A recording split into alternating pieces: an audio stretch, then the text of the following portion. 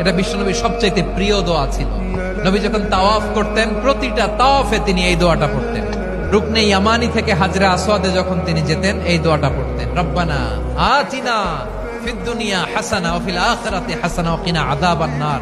আল্লাহ দুনিয়ার কল্যাণ দাও, আখিরাতের কল্যাণ দাও। আল্লাহ জাহান্নামের আগুনের শাস্তি থেকে তুমি আমাদেরকে বাঁচাও। আওয়াজ করে সবাই পড়ুন আমিন। ফজরের নামাজ যেই নাফরমান পড়ে না, তোমারে দিয়ে আকামলা কোন কাম হতো। তুই বাতে খাইবা উদা, তুমি বনে খাইবা, বিড়িয়ে খাইবা, তুমি বেড়িয়ে চাইবা, মোবাইলে চাইবা, তুমি নর্তকী দেখবা, তোমার জিন্দিগি নাফরমানের জিন্দিগি এমনি এমনি শেষ হইবা। এই মনে রাখো, এই বাদ কতক্ষণ খাইলে আর কি, আর মুইতে ধরলে মুইতে লাইলে আর কি।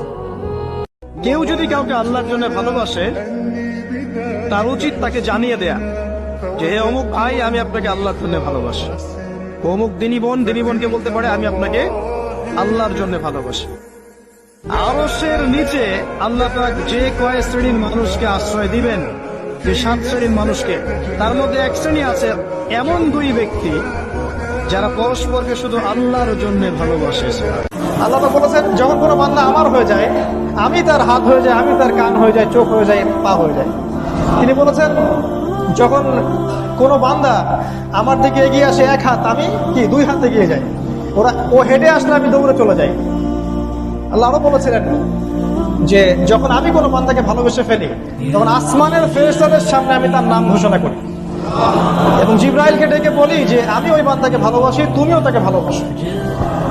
তাই মানুষকে সন্তুষ্ট করার চেষ্টা করবেন না, আল্লাহকে সন্তুষ্ট করার চেষ্টা। এই কারণেই হয়তো নবী সাল্লাল্লাহু আলাইহি ওয়াসাল্লাম বলেছেন, তোমার সবচেয়ে সেরা অধিকার পাওয়ার, ভালো ব্যবহার করার অধিকার রাখে তোমার মা, এরপর তোমার মা, তারপরেও তোমার মা, এরপর তোমার বাবা। তো মায়ের এই যন্ত্রণা শুধু মায়েরাই বুঝতে পারবে। তো আপনি যদি জান্নাত পেতে চান, মায়ের সেবা করেন, মায়ের খেদমত করেন, মাকে সন্তুষ্ট রাখেন, ইনশাআল্লাহ জান্নাত পেয়ে যাবেন ইনশাআল্লাহ। আপনি হতাশ হয়েছেন, কোরআন খুলবেন, দেখবেন আল্লাহ বলেছেন লা তাহজান, হতাশ হয়ো না। আপনি দারিদ্রতার ভয় করছেন, কোরআন খুলবেন, দেখবেন ওখানে লেখা আছে শয়তান তোমাদেরকে দারিদ্রতার ভয় দেখায়, আর আল্লাহ তোমাদেরকে প্রশস্ততা এবং সচ্ছলতার দিকে ডাকেন। তোমরা আল্লাহকে ভয় করো, শয়তানের অনুসরণ করো না। আল্লাহ বলে, আমার এক গোলাম আমার থেকে ভাইগে গেছিল রে, অনেকদিন ওই আমারে সেজদা দেয় নাই, আজকে দিছে। অনেকদিন সে আমারে ডাকে নাই, আমি খুব কষ্ট পাচ্ছিলাম।